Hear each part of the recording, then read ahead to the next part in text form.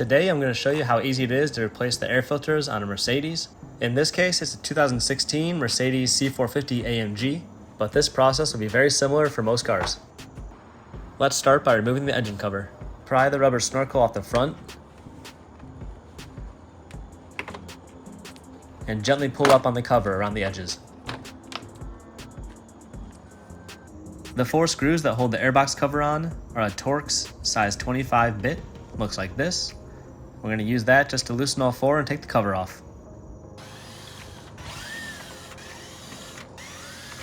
The back edge of the box has a feature that holds it down, so lift the front of the box first and slide it out. And just like that, you can remove the old air filter. I noticed a bunch of leaves and debris in the bottom half of my airbox, so I took this chance to vacuum it out. The filter will stop this from going into the engine, so it's not going to hurt anything, but why not clean it while we're here? I'm using these Hanks air filters that I picked up from FCP Euro, and I'll leave a link below. This is my new filter compared to my old one that has about 20,000 miles on it. You can see why it's important to change these every once in a while. Install the new filter, making sure that everything is seated correctly. And when you put the airbox cover back on, make sure the features on the back edge are installed first.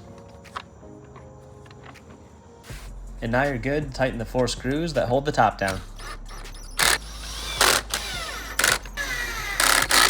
And that's it for one side. Repeat for the other side.